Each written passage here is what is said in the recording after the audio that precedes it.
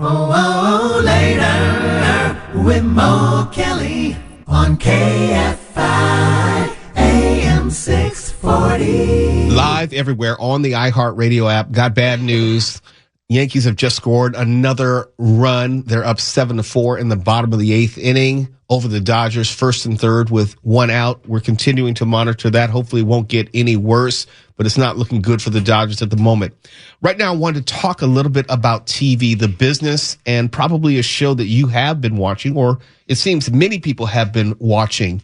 There is the show Matlock. If you say Matlock to me, I think of Andy Griffith, 1986 to 1995. I really like that show. And I thought that generally you don't remake classics, you don't remake cult classics, and I think that applies to TV shows as well. Yankees just hit a home run 10-4. Damn it. But when you do, it historically, I always thought that it was a cheap way of a studio to make money. We've had any number of remakes of TV shows like a SWAT or Hawaii Five-0, or they even did a MacGyver, any Night Court. Don't forget the Equalizer. And it's been hit or miss. Some of them have had moderate success. Some of them have hung around and they've stood on their own legs and been, developed audiences on their own merit. But by and large, I don't like it. It feels dirty to me. I mentioned Matlock because from what I've seen, it is a multi-platform hit. Maybe it's because Kathy Bates brings something completely fresh and people don't remember Matlock, or they don't perceive it in the same way that I do. Mark, you know TV as well as anyone in this building, maybe even better. Where do you come out on these remake, reboot TV shows? I'm with you. I'm not ashamed to admit that I like the old Matlock, and I'm under the age of 80.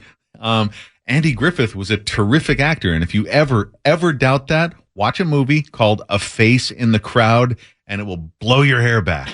I haven't seen the new Matlock. Obviously, Kathy Bates is a terrific actress, but I am prejudiced against a number of remakes. I haven't watched the Queen Latifah Equalizer either.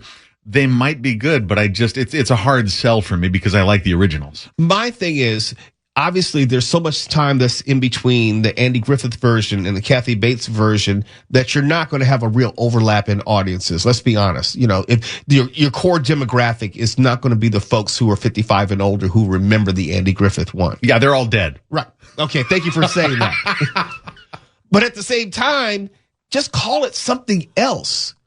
That's the thing. Yeah, make up something new. If you're going to change something that much, just make a new show. But they're not going to do that, though. They're going to keep dipping into that well. And a generation from now, there'll be yet another Matlock. It might be like a young person of color with face piercings. You don't know. Now, sometimes they're really, really, really bad. And I hate to step on people's toes, but the Night Court was really bad. Was really, really bad. I mean, it was god awful. Well, sometimes these remakes, all they do is make you appreciate how good the original was and how good the people in the original was. Harry Anderson was funny. Well, no, that whole cast was funny. Yes. Marsha Warfield was a stand-up comedian in her own right. So you look at that cast, John Larroquette, Marky Post, all of them were formidable individually. I can't say that about the remake update. This is some John Larroquette trivia. Did you know that he did the narration for the Texas Chainsaw Massacre? I did not know that. I didn't either until not long ago. But not to get you off track, I've only seen the new Night Court without the sound on while I was working in the news booth, and there's nothing about it that appealed to me. I mean, that's pretty prejudiced, though. And the only reason that I even wanted to look at it once was to see, did it have any of the chemistry which was reminiscent of the original? The type of chemistry that you can't create, it just has to be something special within that cast. We saw it in Cheers. We saw it in Frasier as an extension of Cheers. You see it in Wings. There are a lot of TV shows where the cast is funny because they have a rhythm all their own and it can't be duplicated. Yeah, I don't disagree with that. I mean, I just, the last couple of nights I was watching a documentary about the making of Star Trek The Next Generation, a show that I was 100% against and never really bonded with because I liked the original show. But that found its audience like a lot of these do. Right. And I would say it found its audience, and it was a completely different show. It was from the same universe. It was such a different show that they froze out the creator of the original show. That too. But I've yet to find, and I don't mind the Equalizer with Queen Latifah. I don't mind it, but I don't actually think of it as a remake of the original Equalizer. To me, there's nothing similar about it. Well, let's also be honest here. It's much more fun to say the name Edward Woodward, okay? Just sit around and say Edward Woodward.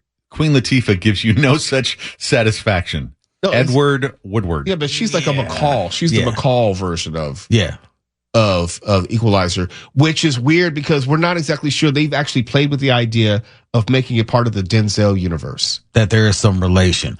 There is the rare occasion where there is a show that was okay, if we're being honest with ourselves, in its original iteration, that becomes better when it's remade. And I would say that was Battlestar Galactica. Battlestar Galactica, it was a fan favorite when we were, but the revised, the renewed Battlestar Galactica, it was much, much better. With Edward James Olmos? Yes. I didn't like that. I preferred the Lorne Green one. As campy and silly as it could have been at times, I preferred the original. I thought we knew each other. This is shocking to me. We do. I could never. I knew this was going to be shocking. I couldn't ever get into the remake as well as in intention as it was. I thought the remake was so much better because they took it seriously. They didn't camp it up, and everything right down to the Bear McCreary score was superior to the original. And I knew the original really well. Back in the old days when we were just tots, I made audio cassettes of those because we didn't have, a Betamax or anything like that. Mm-hmm. And I was also jealous because I couldn't get my kinky hair to feather like Starbuck and Apollo. Look, think of it this way. I remember Lost in Space. Yeah. Oh, yeah. Okay? I thought the one on Netflix was very good, but it didn't have the same feel. That one was so different from the original. The Lost in Space on Netflix, that was just like a sci-fi adventure show with the family. And it would have been fine if you didn't call it Lost in Space, and that's kind of my point. I think I wrote about that for the Wrap, and the thing, you've got to have a Dr. Smith and a Will Robinson because they weren't the original. A compelling updated versions of the characters because they had those characters. They weren't as compelling or nowhere near as interesting, and their play against each other wasn't as questionable, serious, malicious. It was just kind of like, okay, I mean, I get that they're named the same, but they're not the same characters. Right. And if I am a fan of Lost in Space, which I was, if I'm a fan of the original Battlestar Galactica and even the campy Balthazar, which I was, I want Baltar, excuse me. I want something reminiscent of that in the remake. Now, the guy who plays Baltar has popped up in Slow Horses, and he's such a terrific heel. He is just wonderfly hateable. He's still alive. The one in the Battlestar Galactica remake? Oh, I was talking about the original. Oh, no, John Colicos was Baltar in the original. Yeah. I think he's long gone. And he played a Klingon in Star Trek as well. Everything's related. The sci-fi universe on TV was very incestuous back in the day. It was a very small community in that regard. Well, I can't think of a show that's out today that's a remake that I'm enjoying. I'm trying to think. I'm just being honest. Nothing? As a remake, I can't think of one. I've watched episodes of SWAT. We've featured it. Mm-hmm. I've never got into Hawaii 5-0. No, nothing. None of those remakes. It's almost like I'm turned off. Quantum Leap, hell no. Oh, no. Hell no. No. But to be fair, we are also living in a much more diverse television world than we did back then. a remake of a television show on CBS or something that forces you to sit and watch CBS at a designated time on a designated day, well, you're not keeping up with any of that. But that's why they're multi-platform now. They're combining the streaming numbers with the actual broadcast numbers. Yeah, because I'm not going to watch. I'll probably watch Matlock eventually just to see what it's all about, but I don't have any real desire to see it. Like, for example, they will do a Murder, She Wrote remake. Well, that's a remake of Miss Marple. Yes, but still, they will call it Murder, She Wrote. Right. And I will have the expectation that Angela Lansbury is going to roll her ass out there. And I always thought growing up, it's like, why is it people always die when this woman is around? And no one ever thinks it's her. She was the common denominator. Cabot Cove was really just like the killing fields. Yeah, it's like, how is it every time you show up, someone drops dead and seemingly no one knows why? Yeah, that Dr. Seth, he was busy. Think of the number of autopsies he had to crank through in a week. Come on. And I'm not going to watch it because I'm going to still feel compelled. It's like, this is not that. No, and I gotta, I feel like I'm aging myself by revealing all this stuff, but Murder, She Wrote is a gold mine for philosophy. If you pay attention to the way she responds to people, she's like a Zen mistress. She's like a super psychologist, can talk her way out of anything, because many times she was in harm's way and she was getting ready to get murked, and somehow she talked her way out of it. Yeah, also Angela Lansbury, a terrific actress. And if you want to go like the Andy Griffith route with a face in the crowd, watch her in The Manchurian Candidate. Yes. She wasn't just a phone-it-in TV actress. No. That was great. Great. Just her role as mom. I can't remember quote, mom. We could do this all night, but we got to go to break. The Dodgers, well, that game's over. Let me just say it. I think it's like 10-4 now. Let them have one. Then it's 11 now. It's 11 now. It's 11-4. Yep. Yeah, they'll start generating momentum, and I'm afraid one game is going to turn into 2, is going to turn into 3, and what was going to be the greatest moment in Dodger history is going to turn into, annihilation that I have to watch for another 40 years. And I don't want that to happen. Well, we can drink in celebration, or we can drink in sadness. As long as we get to drink. Uh-huh. You're listening to Later with Mo Kelly on demand from KFI AM 640. What would it take, just in case you were unsure or concerned, what would it take to get you back in a McDonald's? Because the E. coli outbreak has had a profound impact on the McDonald's stock, its perception, and just overall the news coverage. Wednesday, last week, the day after the E. coli outbreak was announced, customer visits to McDonald's dropped 6.4% across the country and 24% in Colorado, where the outbreak was most prevalent. Then, last Thursday, visits to McDonald's dropped 9% nationwide and 31% in Colorado. And on last Friday, visits declined 10% around the country and 33% in Colorado. So again, I asked the question, what would make you want to or feel comfortable enough with going back to McDonald's? I don't go to McDonald's that often. I would say it's maybe once every other month. And I can tell you when I would go. It would be Saturday morning, and I need to pick up some food real quick before I go open up the dojang. I'm going to teach 3 classes, and it's right along the way. That's the only time I'm getting McDonald's. And it's always breakfast food. What at McDonald's lends itself to a pre-workout meal that doesn't make you want to... teaching. I didn't say workout. Okay, all right, okay. No. I would never eat McDonald's if I was getting ready to work out. No. Wear dark-colored pants. Yeah, I was going to... I would... Look, anyone who's had a hard martial arts class knows that that's the quickest way... That's the direct route to throwing up. Uh-huh. Yeah. You will throw up in the middle of class. And or you don't want to do stanking the class up. Either or. Running Okay. to the bathroom. Yes. It's bad. No, I would never do that if I were going to be working out. Yeah, put a wastebasket at the edge of the mat. Look, E. coli or not, I've sworn off of McDonald's, and I'm thankful that my kids are at that age where they don't want McDonald's anymore. There was a point in time where they were yelling, McDonald's, just to get the chicken nuggets, whatever. No. Now they're like, no, I'm okay. I have sworn off of McDonald's forevermore. So, to me, this E. coli is like, Okay. So thus, just the brand McDonald's, just that particular restaurant, or are you fine going to Jack in the Box? This brand, McDonald's. Now, if Jack in the Crack starts having E. coli outbreaks, well then, oh man. Yeah, that's what surprised me. The numbers you read.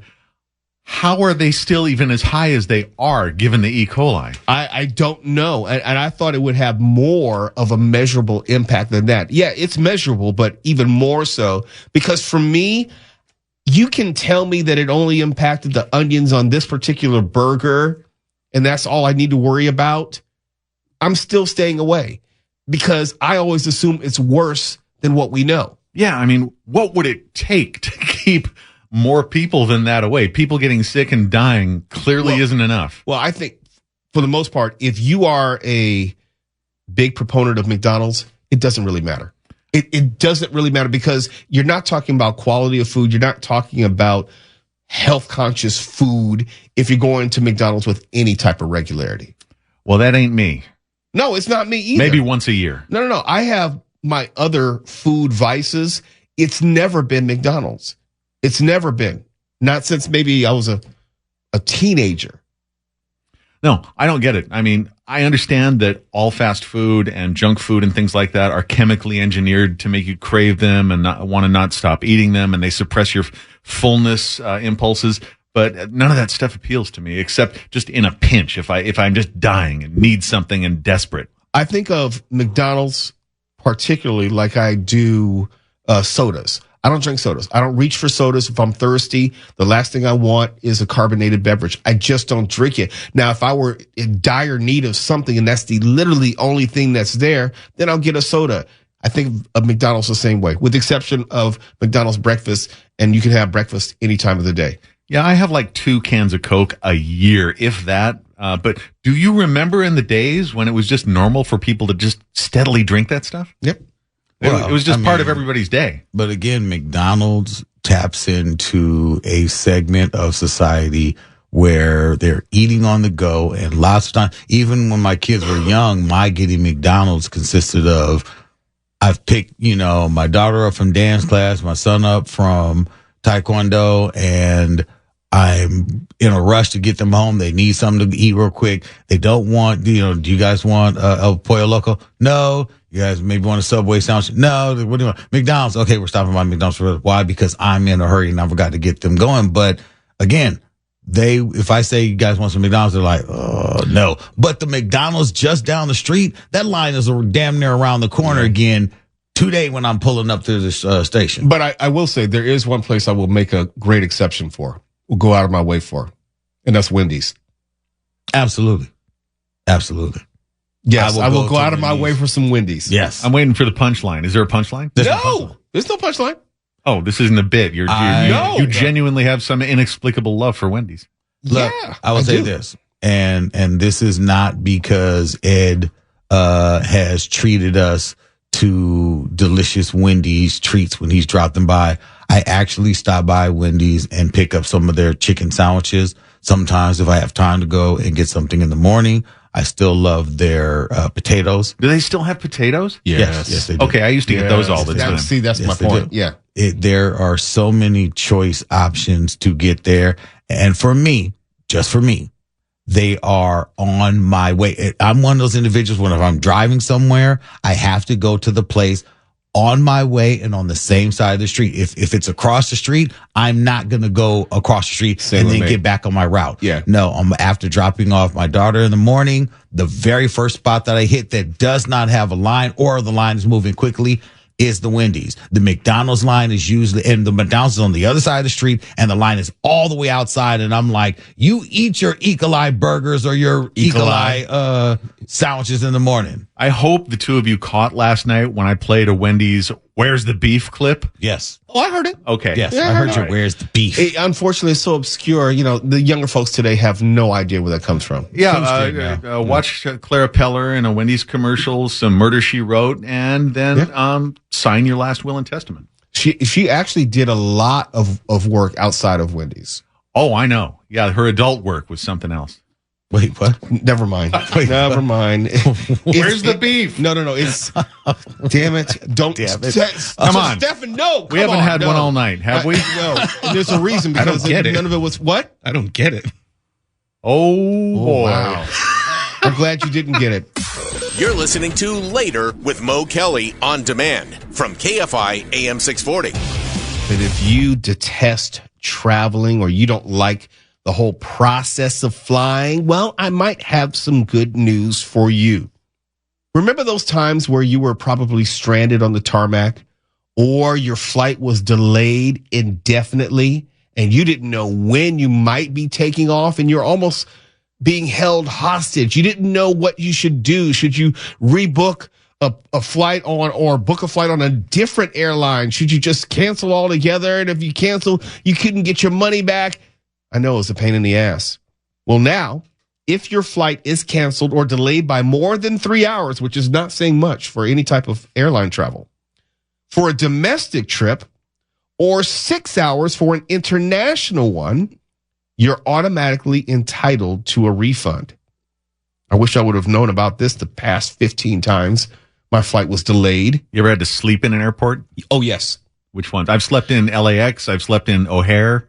D.C., Pittsburgh that I know of, and I want to say LAX, if only because I did want to drive home and it was like maybe 6 hours in between, something like that. I feel like we need serious compensation if we ever have to go to sleep in an airport. Well, here's the thing. I remember I had a flight issue going to Dallas like a year and a half ago, and they were nice enough to put me up in a hotel, but still, they didn't give me my money back. They would just say, we'll just fly you out the next day and we'll give you this voucher for a hotel. Well, what if I just want my money back so I can jump in the car and drive off? Couldn't get that. No, you couldn't have that. So this I could see myself using. When I was in college, talking about when I had to sleep in an airport, I was snowed in D.C., and it was at Dulles Airport, which is a good 40 miles from Georgetown University. There was no point in trying to go back to Georgetown because back then there was no Uber. It was a cab, and it was way too expensive for a college student. So I slept in the airport and waited till the snow had abated, and then I got a flight out the next morning. And one time in Pittsburgh in a connection, got snowed in as well, so I had to stay in Pittsburgh. With these airport rules, it's kind of like knowing your rights to quote to a cop who pulls you over or tries to take your phone. You have to sometimes be able to recite what you're entitled to the person at the airport desk. But it is also a leveraged situation. They know that they have you where you have limited options and you're trying to get somewhere relatively soon. So the odds of you canceling are slim and none. Yeah. Also, we see these viral videos all the time of people having freakouts and shouting in airport departure lounges. Those are taken out of context. I think if you knew the full context, you'd be on the side of the person freaking out 90% of the time. No, I probably would be on their side. I probably would not condone their particular behavior because I am not going to yell at you. In fact, I'm going to very quietly use profanity and cuss you out. Yeah. You want to role play right now? It'd be one of those things where I'm sorry, sir. The flight's already boarded and we can't reopen the door and let anybody else on. Okay, but it says on my boarding pass I am 12D.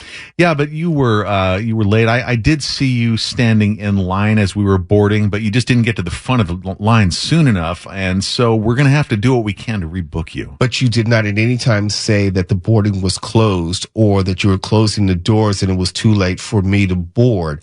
I have a ticket that I paid for, and it says on my boarding pass that I'm cleared to board. Now, I should be on that flight because obviously there's someone sitting in my seat who should not be sitting in my seat. Well, and the plane hasn't unfortunately, left. I'm looking at the plane. It has not left. I hear you, sir. And please don't raise your voice to me. Unfortunately, sir, there's nothing I can do at this point. Okay, I know there's nothing that you can do. I can give you an email to our corporate headquarters, sir. Okay, what about your supervisor who's standing around? May I speak to that person? He's just going to tell you to talk to me, sir. Okay, then let's do that. Let's do that. Let's see this through to its full conclusion. Well, we've exhausted all our options, sir. No, we haven't. We're gonna because there's someone I can give you who's the more email powerful than to corporate headquarters. Okay, thank you for the email. Now let's talk to the person. Can I walk over there? I'll just walk over there. No. He's going to just steer you right back here, and then you'll have to get to the end of the line and wait to get all the way to the front to talk to me again. So, but you've already said I've missed my flight, so there's nothing that I'm going to lose here. Yeah, I'm sorry. There's really nothing I can do. Unfortunately. Okay, so you can't do anything for me. So let's just end the conversation. Let me just go talk to your superior. What's his name or her name? Their name? I'm sorry, I can't help you with that. And in fact, if you could move to the side so I can help the next person, I'd appreciate that very much. Thank you, sir. Is it Mr. Don't you have my information in front of you? That's okay. It's been a pleasure serving you, sir. That's okay. No, that's okay. I got time now. I'm afraid I don't. We really have to get moving. Next, please. So you're in a rush. So you understand what it's like to be in a rush and someone who's jerking you around. Sir, if you're going to use that kind of abusive language, I'm unfortunately going to have to end this conversation. But thank you for flying whatever airline this is. But I didn't fly. I'm standing and I have a ticket and I should be flying.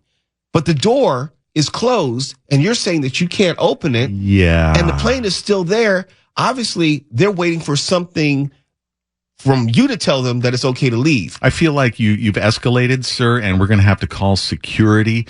So if you could just calm down, please. No. I'm very calm. I have not raised my voice. I need to see your hands, sir. Oh, you don't want to see my hands? You take your hands out of your pocket, sir? No, because you're going to use that as a sign of aggression. I'm not going to allow that from you. You're making me feel threatened, sir. But your feelings are irrelevant here. I'm just talking about the facts. I have a boarding pass. I should be on that plane. Your supervisor is right over there. You've acknowledged that that's your supervisor. So why are we delaying the inevitable? Maybe we can give you some free air miles or something like that. But honestly, I'm sorry to tell you there's nothing else we can do for you at this time. But unfortunately. But I just read the other day that you must grant a refund if you cannot, let's say, consummate my itinerary. Consummate. Right here in the middle of the departure lounge. Well, the benches really aren't set up for any form of consummation, sir, unfortunately. Are you ready to give me my refund? I am ready to have you take a time out, sir, while you de-escalate because you're making me a little uneasy, sir. Okay, go ahead and call security. All right, sir. If you just stand right where you are, except move to the side just a little bit so I can help the next customer. No. I want you to call security. Because if you're going to call security, at least you get my money's worth. I don't like the tone in your voice, sir. And if we could, I'm going to have to. Well, I don't like that jacket you're wearing. You're going to like what's under it even less. To be truthful, that is the real me. That is exactly me. Okay. Because in other words, if I cannot get what I feel that I am deserving and I purchased, then at the very minimum, I'm going to frustrate your day. At the very minimum. I think you and I may be more fortunate because we've had careers that have relied on talking to people and persuading people and laying out cases and arguments. And so the public service that we can provide on the radio here is giving people ammunition. Like, here's what you do at the water cooler. Here's what you do at the airport counter. And right. And you have to know inherently where that line is because you really don't want to get arrested. You don't want to be brought up on federal charges because, airport is a federal facility. So you do have to be mindful of that. But at the same time, you do have rights as a consumer. And that's what we're talking about right now. If they cannot give you what you paid for, well, someone still should accommodate you on some level in that moment. And it's easy to escalate too. If you're standing there in line and they're boarding and the line's moving slow. Right. And that's why I would not get out of line because I would force the issue where this person has to address me and handle my situation for that line to move. Now, I know everyone behind me is calling me every name in the book, but if I'm not getting on the plane, none of these motherfuckers behind me are getting on the plane. It's like, if I'm going to be frustrated and I'm going to be missing out on this flight, so are all of you. We're all in this together. That's it's not like the Flintstones. We don't get on a wing if we don't have enough money. So, but the good news is that if your flight is canceled or delayed by more than 3 hours for a domestic itinerary or 6 hours international, and I've dealt with both, you're automatically entitled to a refund. Now, of course, you'll have airlines who will try to offer some sort of other recompense, to make you not choose the refund because they don't want to give you money. They'll give you a free flight. They'll give you an upgrade. They'll give you free peanuts or something, but they don't want to give you your money back. And that's the whole point. They always want to delay giving you actual money. Our Secretary of Transportation, Pete Buttigieg, has been very good about doing media hits where he explains to people, no, you're entitled to this, this, and this. They have to give you this. He said, quote, passengers deserve to get their money back when an airline owes them without headaches or haggling. And there you have it. Think of us the next time you're in line and you've just been delayed. You want to decapitate the That's person. Right. Don't, but know your rights. It's Later with Mo Kelly. KFI AM 640 live everywhere on the iHeartRadio app. You're listening to Later with Mo Kelly on demand from KFI AM 640. Ladies and gentlemen, boys and girls, dying times here. KFI AM 640 is Later with Mo Kelly. We're live everywhere on the iHeartRadio app. Dying time is here. People are killing themselves, and I'm sorry, I don't exactly feel sorry for them when they do it like this. A 37-year-old Kansas woman was killed after she backed into a plane's spilling propeller. She did so while trying to take photos. Amanda Gallagher, dearly departed, a photographer, was on the plane to snap photos of skydivers this past Saturday afternoon. And she rode the plane back down after the skydivers jumped. And this is according to the Air Capital Drop Zone. The plane landed at the site in Derby outside of Wichita, and the next set of jumpers went to board the Air Capital Drop Zone ship. And it was a Cessna 182. It was on the ground, but the propellers were still spinning. The engine was still running. And this is according to the Sedgwick County Sheriff's Office and the FAA. Quote, for unknown reasons, she, as in Amanda, moved in front of a wing, which is a violation of basic safety procedures. I don't know who else was there other than the pilot, obviously, in the plane. I can't tell you what specifically she was taking photos of. If it were people, I would say, why didn't the people say, hey, look out, propeller behind you? But nonetheless, it goes on with her camera up to shoot photos. As she did so, she stepped back slightly, moving toward and into the spinning propeller. Why she did not hear it behind her, why she did not feel the whoosh of the air behind her, I don't know. All I do know is she's no longer living. Gallagher, who was also of Wichita, was taken to a hospital where she died from her injuries. It's a very sad story, but it's not like I can feel sorry for her. Because if you are taking pictures in front of an airplane while the propellers are spinning and are not aware of your surroundings, and you back into the propeller while your head is in that viewfinder of your phone, yeah, you're probably going to die. All I saw was that classic scene in the very first Indiana Jones film where he's fighting the Nazi soldier, yeah, and he ducks and that propeller takes him apart. That's all I thought when I saw this story. I'm sorry, I know it's macabre, that's all I thought. All of this is something I would never do. One, I would never get involved in skydiving, okay? I'm not going to go on the plane. Even though she wasn't skydiving, she was there just, hanging out. I don't hang out on a skydiving plane, okay? No, I'm not going to jump out of a plane. And I'm not going to get onto a tarmac with the propeller spinning and just hang around. And then try to take pictures of something or someone. And then, and obviously she was aware that the plane was still around her, just wasn't aware that it was right behind her. How is that even possible? How do you not know that there's a plane right behind you? Mo, the number of stories that we have added to the dying time collection of people taking selfies and dying. The woman who was taking the last time I think we had a story about a woman taking selfies that died was she was taking selfies near what? A train track, and backed into the oncoming train that took her out. And you say to yourself, how do you not hear a train coming? When people are taking selfies, they're very self-involved. Well, in this case, if she were taking a selfie, she would have noticed the propellers right behind her. Maybe. I can only imagine the scene there, though. How many people have died just because they want to take a picture, to take a cool picture, to take a thrilling picture, to take a picture near danger, and instead end up dying in the process? This was completely avoidable. It wasn't like she woke up today, oh, I'm going to be, impaled by a propeller today. No, that wasn't an intention, but it's like, yeah, What? How do we lose all common sense? How do we not know that when you're on a tarmac, that's the place where you have to be aware at all times? At all times. Was she impaled or was she chopped up? I don't know. Well, I was given a benefit of the doubt. They just said they took her to the hospital and she didn't survive her injuries. So I'm going to assume it's one, both, So I'm thinking this.